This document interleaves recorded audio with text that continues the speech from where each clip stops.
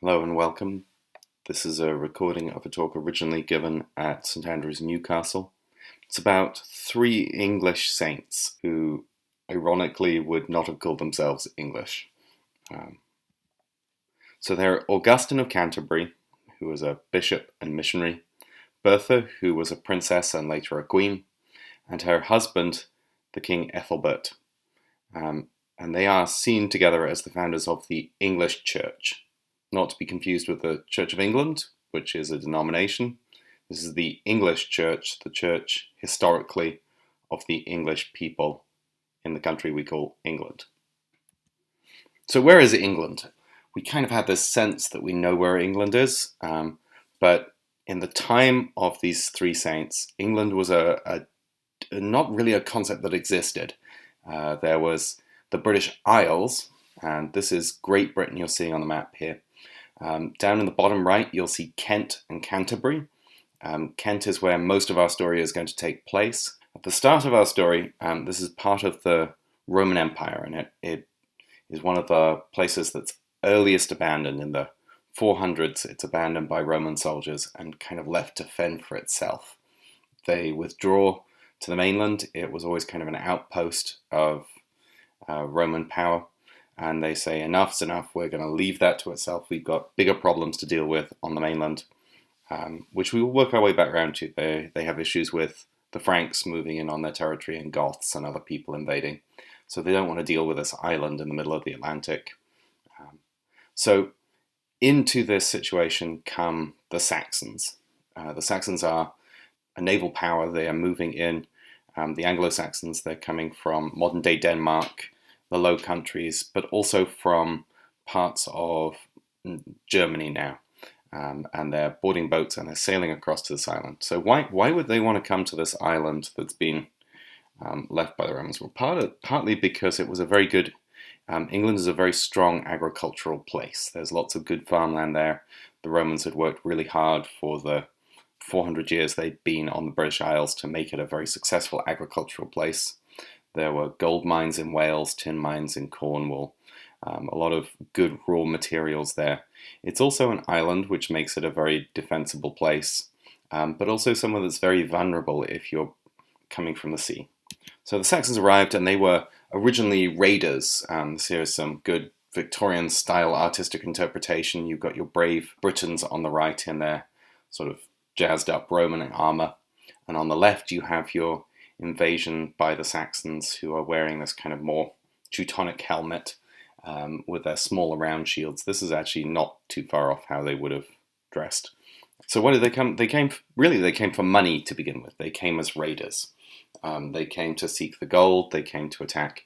And even to this date, there are still regular Roman hordes from the 400s that are found in fields in Britain where they'd been buried by their owners, in the hope that they would be saved from Saxon invasion. But eventually they realized that there's more to being in Britain than just coming to steal money. Being in the British Isles is somewhere that could be a good place for them to settle.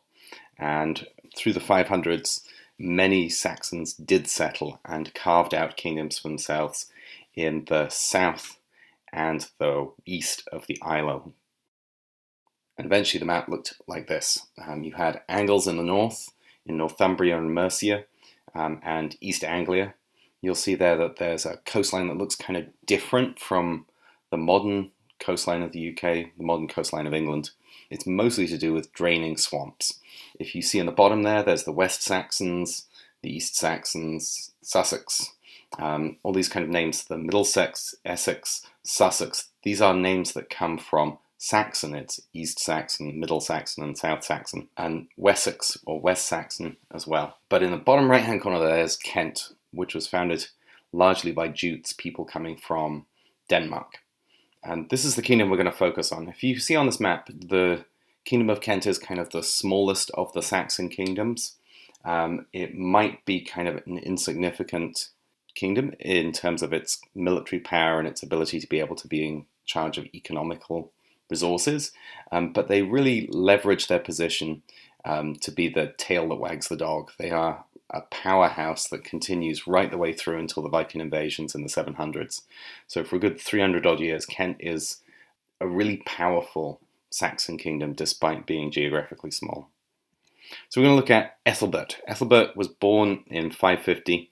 He ruled from 589 in Kent. He travelled in Europe and had been educated in Francia, modern-day France, had converted to Christianity before he became king, after he'd married Bertha, who was a princess of Francia. So he was a man who is credited with being the founder of the English Church, the first English monarch. Not the first Christian king on the British Isles, not the first Christian monarch in Britain, but the first English king, the first of those Anglo-Saxon kings to become a Christian.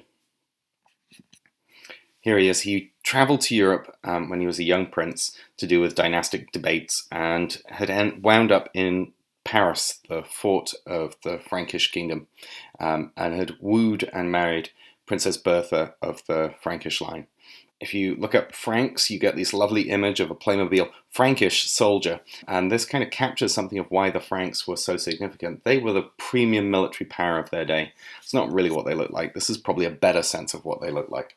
So Anglo-Saxons, if they tried to invade there, they'd have encountered the horsemen on the left here are Franks. They were mounted. They had some of the most significant cavalry of the day. They were a powerful military force who were able to withstand and conquer other nations. They really pushed their power across Europe.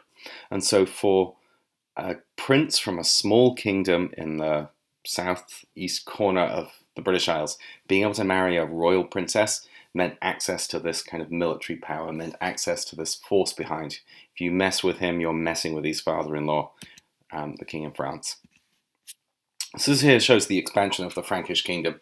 If you see the bit in the middle there, that's the bright green, is the Frankish kingdom in the 480s.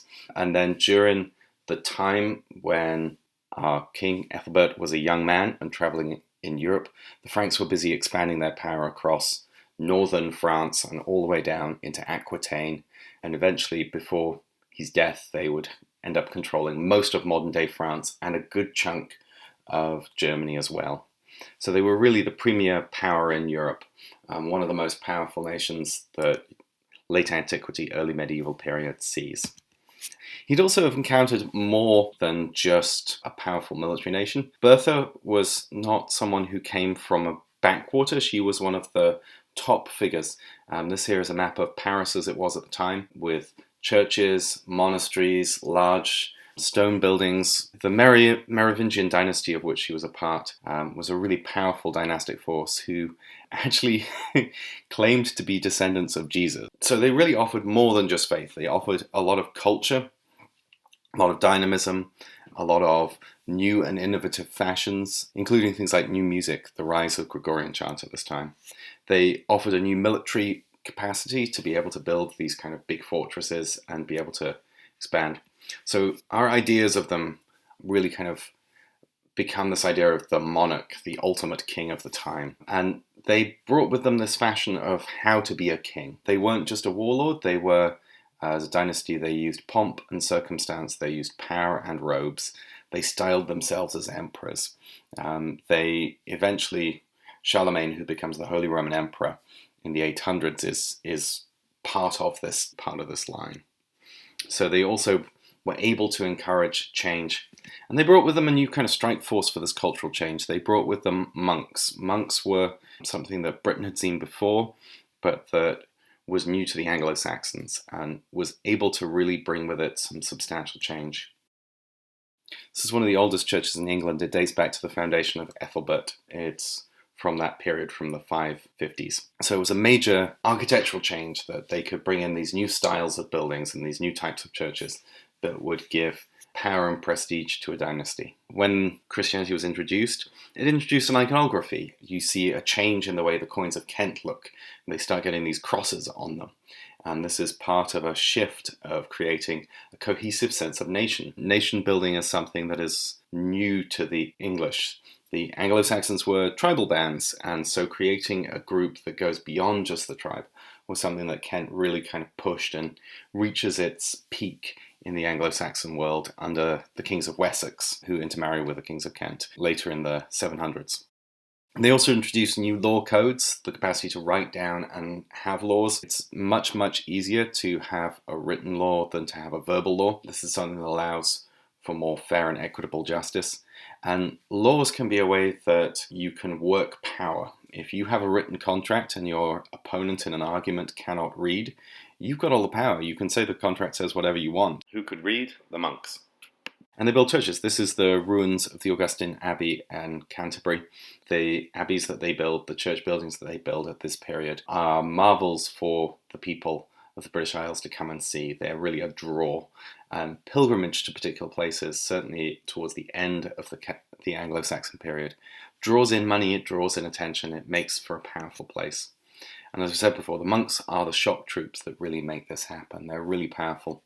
Not only do monks pray, not only do they provide social services, not only do they provide people who follow you around in a group and will stay really quiet, which is quite impressive for a king, they also educate. They are able to bring learning and understanding to a kingdom, and this is really what they do.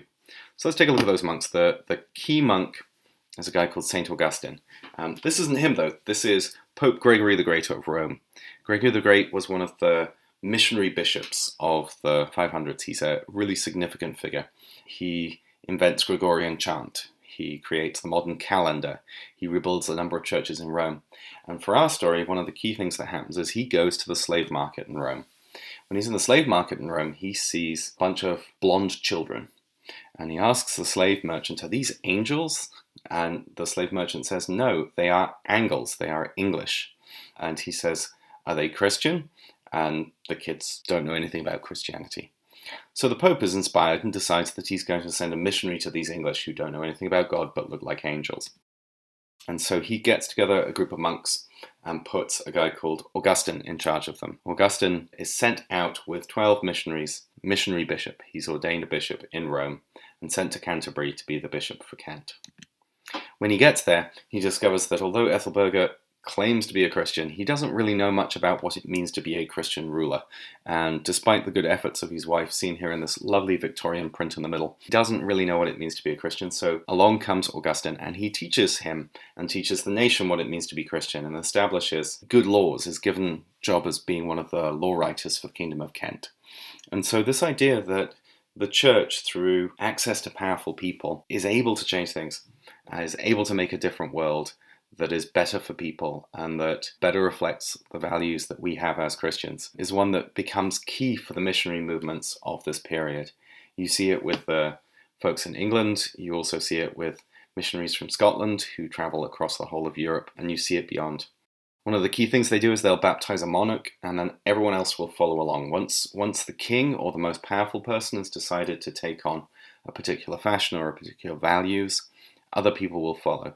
Maybe not everyone in a generation, but it is some of those kind of social influencers of their day, the key leaders. And this is something that continues to happen throughout the history of the church. This here is the baptism of Vladimir, the Prince of Russia. He becomes the first Russian prince to be a Christian.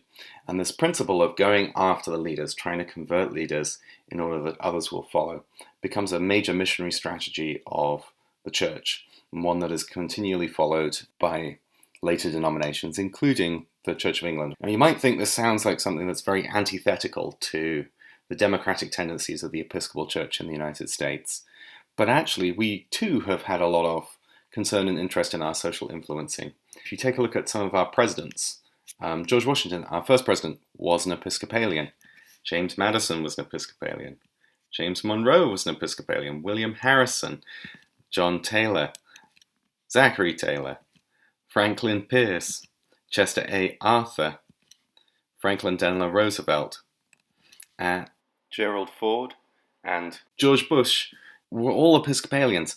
9 out of 45, which is not bad for a historically minority church. We currently account for about 3% of the population, and yet we are a fifth of the president. Very clear that being a church that influences those who are powerful, to have them influence the nation, that provides values and meaning for people who will provide others with value and meaning, is something that we as Episcopalians have engaged in. It is not something that we are free from. Continues, it's not something that we've stepped away from. Even Mayor Pete is an Episcopalian. So even in our last round of presidential candidate, we've had an Episcopalian in there who's seeking to influence and change politics. Thank you very much for listening. For more information about St Andrew's Newcastle and our upcoming services and programs, please visit our website, standrewsnewcastle.org. And until next time, may God bless you.